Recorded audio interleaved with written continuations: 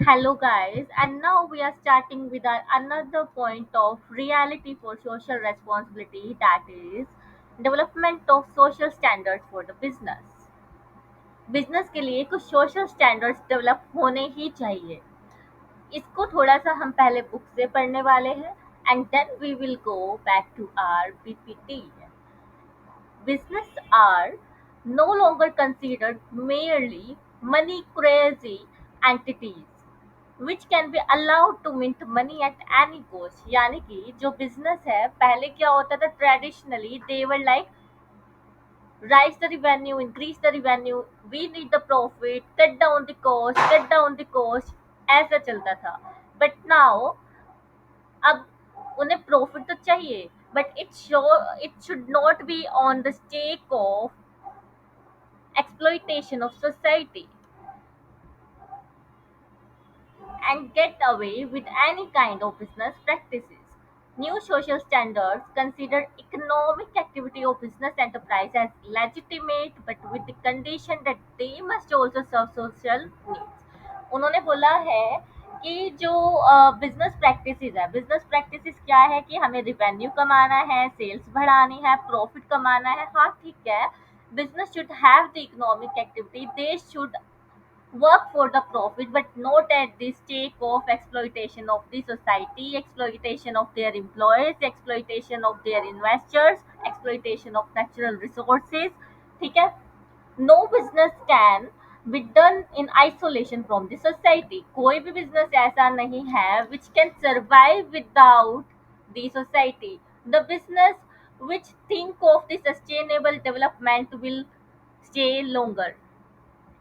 It is the society that permits business to exist and grow, and it is on the basis of social standards that business functioning is to be ultimately judged। किसी business ने profit कमाया है, okay, but in today's modern era we are more concerned with the environmental norms, we are more concerned with the sustainable development। किसी भी business को हम existence में और ग्रोइंग कब मानेंगे, जब उसके जिस जगह जिस सोसाइटी में वो बिजनेस है वो सोसाइटी भी ओवरऑल क्या कर रही है, ग्रो कर रही है।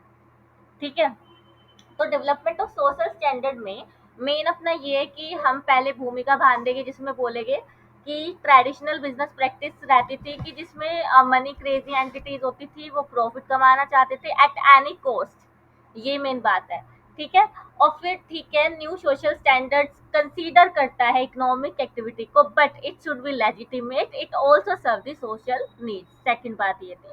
थर्ड बात ये है कि जो बिजनेस है वो आइसोलेशन फ्रॉम सोसाइटी नहीं रह सकता। It can't be possible for a business to survive without the society. ठीक है, और एक बिजनेस की ग्रोथ को, उसकी अर्निंग को, उसकी रेपुटेशन को हम किससे परखने वाले, किससे इवेल्युएट करने वाले हैं, with the growth of the society where in that business has been established. Right, तो इसमें यही था पहला पॉइंट कि सिर्फ मनी क्रेजी नहीं होना चाहिए, सेकंड पॉइंट कि सोशल स्टैंडर्ड जो है इकोनॉमिक एक्टिविटी को प्रेफर करते हैं यानी प्रॉफिट वाली एक्टिविटी को, बट सोशल नीड्स को ध्यान में रखना है।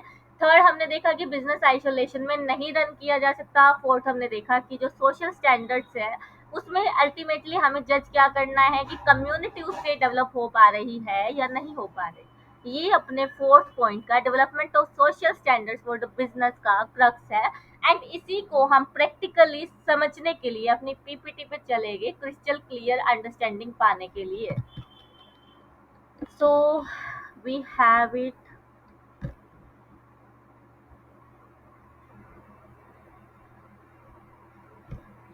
So sorry for the pause, guys. There was drain in my battery of laptop. So we were discussing about the practicality of this particular point. कौन सा? Evolution of business standards। तो इसमें बोले कि बिजनेस किस तरीके से प्रॉफिट ओनली ऑब्जेक्टिव से सोसाइटल नीड्स को अडॉप्ट कर रहे हैं। राइट, तो इसमें बोले सबसे पहले तो आपको इंट्रोड्यूस करा रहे कि जो ओल्ड बिजनेस माइंडसेट था वो क्या था। Business will be a money making machine, यानी कि बिजनेस हमने सेटअप किया है, ऑपरेट कर रहे हैं, हम एक्टिविटीज को, गुड्स को सेल कर रहे हैं only to maximize the profit at any cost. Cost हमको कट डाउन करनी है हर एक्टिविटीज की, चाहे मुझे लेबर को पैसे कम देने पड़े, चाहे मुझे प्रोडक्ट की क्वालिटी पुअर रखनी पड़े, but I need the profit. ये वाला एक माइंडसेट था। देन उसके बाद आइसोलेटेड ऑपरेशन। पहले क्या होता था, पहले बिजनेसमैन सोचते थे कि नहीं ठीक है, हमें इतना कुछ नहीं चाहिए, इतने रिसोर्सेज की भी जरूरत नहीं होती है, हमें पता है प्रोडक्ट कैसे बनाना है और सोसाइटी को वो बेचना है, बस हमें पैसे कमाने हैं। Companies believed they could function independently from the society, ignoring their broader responsibilities. जैसे कि कोई फैक्ट्री पोल्यूशन फैला रही है, ठीक है, वो प्रोडक्ट बना रहे हैं, उसको प्रॉफिट मैक्सिमाइज करना है, बट पोल्यूशन फैला रहे हैं तो सोसाइटी के राइट्स का वो क्या कर रही है, एक्सप्लॉइटेशन कर रही है। एंड उसके बाद no accountability. There were minimal expectations from business to contribute back to the community they operated in. Like जो अपनी कम्युनिटी है, जो अपनी सोसाइटी है, उसको भी इतनी ज्यादा एक्सपेक्टेशन नहीं रहती थी कि जो बिजनेस है वो हमारी सोसाइटल नीड्स को भली भांति पूरा कर पाएगा। Then we have the realization. अब धीरे धीरे बिजनेस ट्रांसफॉर्म होना स्टार्ट हुए, इवॉल्व होना स्टार्ट हुए, एंड बिजनेस माइंडसेट चेंज होना स्टार्ट हुआ टूवर्ड्स किसकी तरफ, कि एक बिजनेस है वो आइसोलेशन में नहीं रह सकता। आइसोलेशन में क्यों नहीं रह सकता, उसके कुछ पॉइंट्स हम डिस्कस करने वाले। बिकॉज एक बिजनेस है, उसको प्लांट एंड मशीनरी सेटअप करनी है, उसको लैंड चाहिएगा, नेचुरल रिसोर्सेज चाहिएगे, इवन उसको वाटर सप्लाई भी चाहिए, प्लस जहाँ पे उसके एस्टेब्लिशमेंट हो रही है बिजनेस की, वहाँ उसे प्रॉपर इंफ्रास्ट्रक्चर चाहिए, रोड चाहिए, इलेक्ट्रिसिटी चाहिए। तभी बोला जाता है कि एक जो बिजनेस है वो आप ऐसे एरिया में, रिमोट लोकेशन पे स्टैब्लिश करो जहाँ पे उस रिमोट लोकेशन को भी हम क्या कर पाए, डेवलप कर पाए। और डेवलप कैसे करेंगे, क्योंकि बिजनेस की जो नेसेसिटी है वो रोड है, पावर है, इलेक्ट्रिसिटी है, वाटर है, लैंड है। तो वहां पे क्या होगा कि उस सोसाइटी का, उस रिमोट एरिया का भी डेवलपमेंट होना स्टार्ट हो जाएगा। प्लस जहाँ पे आप स्टैब्लिश कर रहे हो अपने बिजनेस को, वहाँ आप क्या करोगे, लोकल वर्कर्स को हायर करोगे, उनको ट्रेनिंग दोगे, प्लस कुछ प्रोडक्ट्स ऐसे होंगे जो कि रिमोट एरियाज में अवेलेबल नहीं होंगे, because you have set up your business there. तो वहां से product availability for the consumer भी आपकी क्या हो जाएगी, इंक्रीज हो जाएगी। आपने एम्प्लॉयमेंट अपॉर्चुनिटीज को भी जनरेट किया। देन उसके बाद लीगल फ्रेमवर्क एंड स्टेबिलिटी को भी हमें क्या रखना पड़ता है, ध्यान में रखना पड़ता है। तो न्यू सोशल स्टैंडर्ड्स क्या है, एक तो economic activities legitimate. Social standards बोलते हैं कि yes we accept business should earn the profit but not at the cost of exploitation of the society, but must serve social needs, जैसे कि मैंने अभी बोला। एंड उसके बाद सोसाइटी जजेस बिजनेस सक्सेस। सोसाइटी कैसे बिजनेस सक्सेस को जज करती है, ultimate success is measured not just by the financial performance मतलब कि profit, but by the social impact and the responsibility। Business profit कमाने के साथ साथ सोसाइटी को क्या वापस दे रहा है, उसने नेचुरल रिसोर्सेज को यूज किया था तो वो अपनी मदर अर्थ को वापस क्या दे रहा है, इस चीज से हम उसको क्या करेंगे, इवेल्युएट करेंगे। तो की elements of a social standards क्या है, हम ये पहले से भी पढ़ते आ रहे हैं, but for the sake of completing this point we are repeating the concept. पहला अपना एनवायरमेंटल प्रोटेक्शन।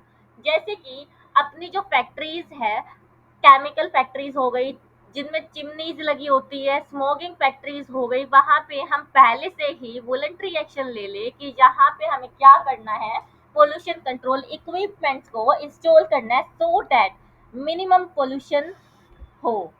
ठीक है। देन उसके बाद कम्युनिटी डेवलपमेंट।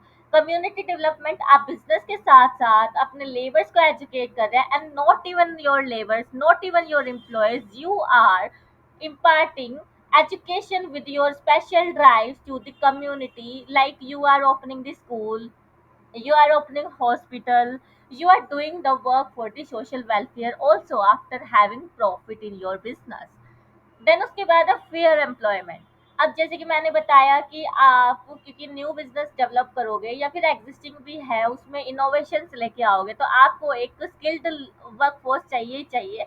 एंड उसके लिए आप क्वालिटी जॉब्स को भी जनरेट करोगे with fair wages and safe working conditions. आज का जो एम्प्लॉय है उसको सिर्फ और सिर्फ सैलरी से मतलब नहीं है, he also need a work life balance culture.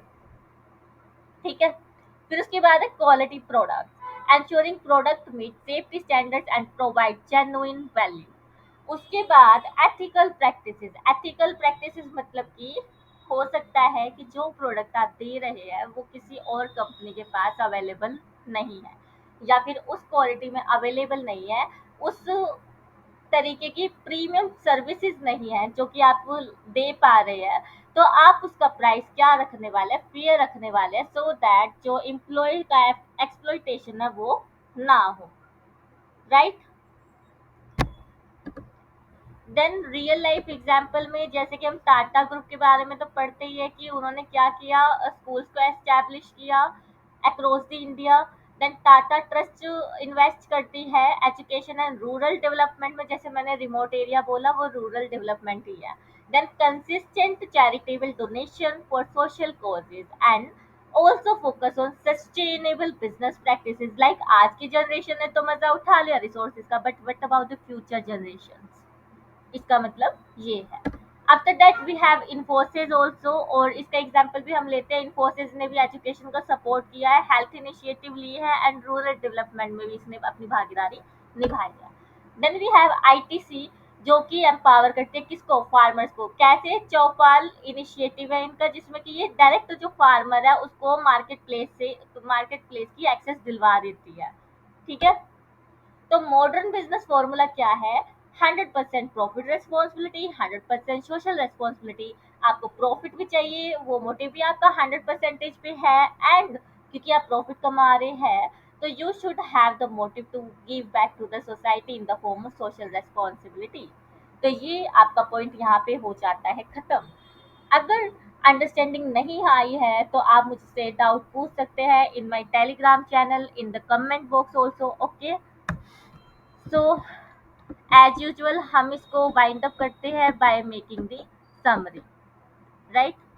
तो सबसे पहले हम आ जाते हैं यहाँ पे, let's start writing the crux. पहले लिखते हैं old business mindset.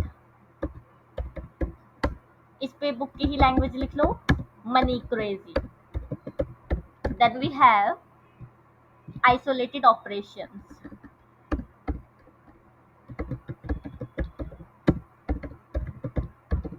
Then we have no accountability. किसके लिए, towards society. Then after that अब अपने पास क्या आ जाएगा, रियलाइजेशन। रियलाइजेशन में हम जो बिजनेस प्रैक्टिसेस है उन्होंने क्या रियलाइज किया कि जो आइसोलेशन है उससे तो अपना काम चलेगा नहीं। क्या हुआ, use of natural resources. Then we have infra facilities.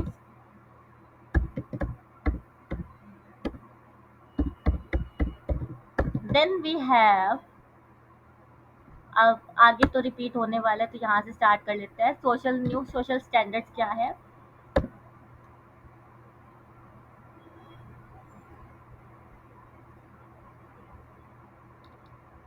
New social standards. इसमें मेरा फर्स्ट आ जाएगा economic activity,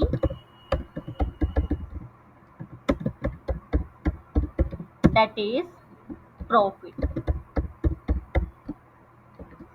then we have no societal exploitation.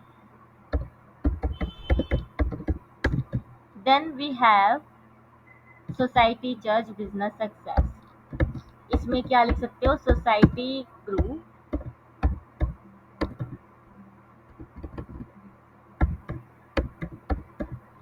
implies business growth, society growth implies business growth. इसमें आप ये देखोगे,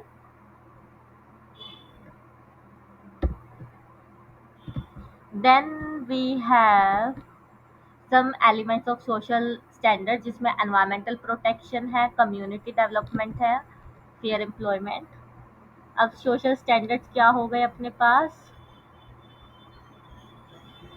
सोशल स्टैंडर्ड्स, इसमें मेरे पास आ जाएगा environmental protection, then we have employment, then we have quality products,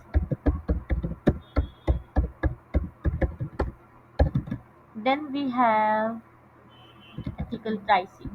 इतना बहुत है, right. And real life example में अपने पास आ गया Tata group, Infosys and ITC.